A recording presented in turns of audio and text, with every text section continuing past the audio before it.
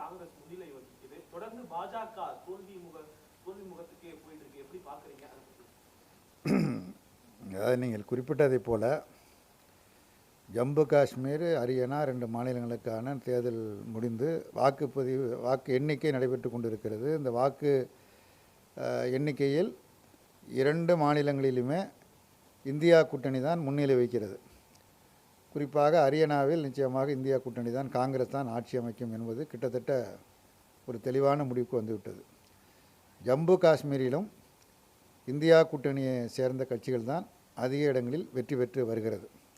ஆனால் இன்னும் வாக்கு எண்ணிக்கை முழுமையாக முடிவடைகிறதுக்கு இன்னும் சில மணி நேரங்கள் ஆகலாம், அவ்வளோதான். ஆனால் அதற்குள்ளாகவே நேற்றைய தினமே ஜம்மு காஷ்மீரில் 5 நியமன உறுப்பினர்களை ஆளுநர் நியமனம் செய்து விட்டார். ஏன்னா அந்த 5 பேருக்கும் வாக்கு உண்டு. ஏற்கனவே நியமன உறுப்பினர்களுக்கு வாக்குரிமை கிடையாது என்ற நிலை இருந்தது. புதுச்சேரியில் நடைபெற்ற தேர்தல் முடிந்த பிறகு அங்குள்ள நியமன உறுப்பினர்களுக்கு வாக்குரிமை அளித்து அப்படித்தான் அங்கே ஆட்சி, ரெங்கசாமி தலைமையில் ஒரு குறுக்கு வழியில் கள்ளத்தனமான ஆட்சி தான் அங்கே அமைக்கப்பட்டது. அங்கே இருக்கிற ஆளுநரை பயன்படுத்தி வாக்குரிமை அளித்து தான் ஆட்சி அமைத்தார்கள். அதேபோல் ஜம்மு காஷ்மீரில் இந்தியா கூட்டணி வெற்றி பெற்றாலும் ஆளுநர் நியமனம் செய்திருக்கிற 5 பேருக்கும் வாக்குரிமை அளித்து அங்கே ஆட்சியை வரவிடாமல் தடுப்பதற்குள்ள குறுக்கு வழிகளை நிச்சயமாக கையாளப் போகிறார்கள். நான் 2 மாநில முடிவு என்ன அப்படின்னா, நாடாளுமன்ற தேர்தல் என்ன முடிவோ அந்த முடிவை ஒட்டி தான் இந்த முடிவுகளும் வருகிறது. நாடாளுமன்ற தேர்தல் மூலியமாக பாரதிய ஜனதா கட்சி ஆட்சி அமைத்திருக்கிறது. மைனாரிட்டி ஆட்சி தான், அறுதி பெரும்பான்மை. 2014 2019 ஆண்டு நடைபெற்ற தேர்தலில் பாரதிய ஜனதா கட்சிக்கு மக்கள் வாக்களித்ததை போல 2024 மக்கள் வாக்களிக்கவில்லை. மைனாரிட்டி ஆட்சி தான். அப்போ அதுக்கு காரணம் என்ன?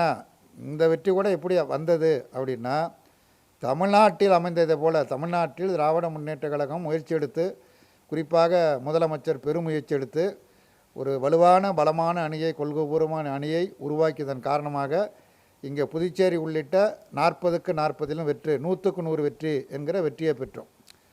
இதே அணுகுமுறையை இங்கு திராவிட முன்னேற்ற கழகம் கையாண்ட அணுகுமுறையை, முதலமைச்சர் கையாண்ட அணுகுமுறையை மற்ற அனைத்து மாநிலங்களிலும் காங்கிரஸ் கட்சி மேற்கொண்டு இருக்குமேயானால் நிச்சயமாக கடந்த நாடாளுமன்ற தேர்தலில் பாஜக முழுமையாக தோற்றிருக்கும். இப்போ மக்களின் உணர்வு என்ன அப்படின்னா, பாஜக வேண்டாம் என்பது தான். ஏன் வேண்டாம் அப்படின்னா, ஒரு 10 வருஷம் ஆட்சியில் இருந்த கட்சி சாதனைகளை சொல்லணும். இந்த 10 ஆண்டு கால ஆட்சியில் நாங்கள் என்னென்ன சாதனைகள் செய்திருக்கிறோம், கொடுத்த வாக்குறுதிகளை நாங்கள் எதையெல்லாம் நிறைவேற்றியிருக்கிறோம், இன்னும் என்னென்னது நாங்கள் நிறைவேற்ற வேண்டி இருக்குது, மீண்டும் வாய்ப்பு தாருங்கள் என்று கேட்கணும். எந்த கூட்டத்திலையும் மோடி அதை பற்றியே நாங்கள் பேசவே இல்லை. தமிழ்நாட்டிலையும் சரி மற்ற மாநிலங்களும் சரி அவர் என்ன பேசினார், திரும்ப என்ன பேசினார்? தமிழ்நாட்டில் அப்பட்டமாக திமுகவுக்கு எதிரான முறையில் இங்கே பிரச்சாரம் பண்ணார்.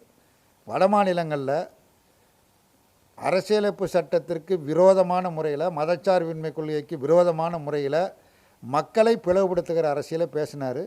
ராமனை நம்பி பேசினார், கடவுளை காட்டி பேசினார். மக்கள் அதை ஏற்கவில்லை, அயோத்தியிலேயே தோற்கடித்தாங்க. இப்போ இந்த தேர்தல் பிரச்சாரத்தில் கூட இதே அணுகுமுறை தான் திரும்ப மேற்கொண்டாரே தவிர, நாங்கள் ஆட்சியில் இருந்து இன்ன சாதனைகளை செய்தோம் என்று அவரால் சொல்ல முடியவில்லை. ஏன்னால் எந்த சாதனையும் அவர் மேற்கொள்ளவில்லை. ஆகவே இத்தகைய ஒரு குறுக்கு வழி அரசியலை நாட்டு மக்கள் நாடாளுமன்ற தேர்தலும் ஏற்க தயாராக. இப்போ ஹரியானா, ஜம்மு காஷ்மீர் தேர்தலிலும் மக்கள் ஏற்க தயாராக இல்லை. பிரதமர் கடுமையாக முயற்சி பண்ணுறார். திரும்ப பிரச்சாரத்துக்கு போகிறாரு, திரும்ப பொய் தான் பேசுகிறார். அதாவது ஒரு பள்ளிக்கூடத்தில் ஒரு கதை சொல்லுவாங்க. ஒருத்தர் ஆடு ஓட்டிகிட்டு போனாராம். ஒரு 4 பேர் கேட்டுட்டு, என்னப்பா நீ ஆடு வாங்க போனேன், கழுதையை வாங்கிட்டு போகிறேன்னு சொல்லி சொன்னாப்பிலையாம். இல்லை நான் ஆடு தான் வாங்கிட்டு போகிறேன் அப்படின்னு சொல்லிட்டு போனாராம். இன்னொரு கொஞ்சம் தூரத்தில் போனோடனே அங்கே ஒரு 4-5 பேர் நின்றுட்டு, என்னப்பா நீ ஆடு வாங்க போகிறேன்னு சொன்னேன், கழுதையை வாங்கிட்டு போகிறேன்னு சொல்லி சொன்னாப்பிலையாம். இல்லை ஆடு தான் சொன்னாராம். அதை தாண்டி இன்னொரு இடத்துக்கு அந்தண்ட போகிற பொழுது அங்கேயும் ஒரு 4 பேர் நின்றுக்கிட்டு, என்னப்பா ஆடு வாங்கிட்டு வரேன்னு பார்த்தா கழுதையை கட்டி வாங்கிட்டு வரேன்னு. ஆமாம், ஐயோ நம்ம தெரியாமல் ஆடு ஓட்டிகிட்டு போகிற ஆள் திரும்ப இந்த பொய்யை சொன்னதுனால ஆட்டை விட்டுட்டு, நம்ம கழுதையை வாங்கிட்டு ஆட்டை விட்டுட்டே போயிட்டான்னு ஒரு கதை உண்டு. அது மாதிரி திரும்ப பொய்யை சொல்லி அதை உண்மையாக்குகிற முயற்சியை தான் மோடி பிரச்சாரத்தில் மேற்கொள்கிறாரு. மக்கள் அதை ஏற்கவில்லை, நிராகரிக்கிறார்கள் என்பதுதான் ஹரியானா ஜம்மு காஷ்மீர் மக்கள் அளித்திருக்கிற அந்த தீர்ப்பு இப்போ இதுவரைக்கும் வந்த முடிவுகளின் அடிப்படையில் இந்தியா கூட்டணி முன்னிலை வைக்கிறது. நிச்சயமாக ஆட்சி அமைக்கும். தனது ஆட்சி அதிகாரத்தை பயன்படுத்தி ஜம்மு காஷ்மீரில் தில்லுமுடுகள் செய்து குறுக்கு வழியில் இந்தியா கூட்டணி ஆட்சி அமைக்க விடாமல் தடுப்பதற்குள்ள அனைத்து அயோக்கியத்தனமான காரியங்களையும் பிஜேபி மேற்கொள்ளும். ஹரியானால வந்து இந்த வேலை வாய்ப்பு இல்லை, விவசாயிகள் பிரச்சனைலாம் இந்த தோல்விக்கு பெரிய காரணமா பார்க்கப்படுது.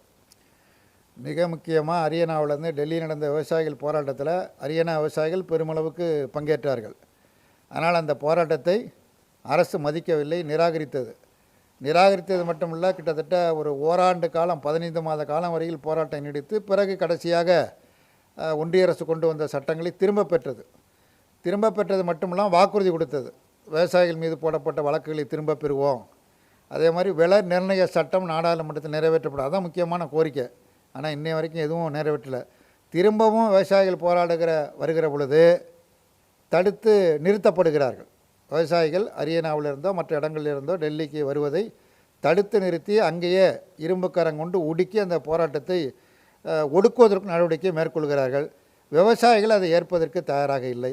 ஆக விவசாயிகளுடைய போராட்டம் அரசு வாக்குறுதி கொடுத்து எதையும் நிறைவேற்றவில்லை. அது மாதிரி வேலையின்மை என்கிற பிரச்சனை விஸ்வரூபம் எடுத்துக்கொண்டு இருக்கிறது. அது என்றைக்கு ஒரு பெரிய வெடிப்பாக வரும் என்று சொல்ல முடியாது. நாடு முழுவதும் வேலையின்மை என்பது ஒரு மிகப்பெரிய பிரச்சனையாக உருவெடுத்து கொண்டு வருகிறது.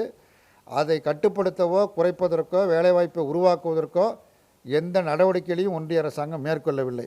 ஆக இவைகளெல்லாம் சேர்ந்து தான் ஹரியானா மக்கள் இத்தகைய தீர்ப்பை, பிஜேபிக்கு எதிரான தீர்ப்பை வழங்கியிருக்கிறார்கள்.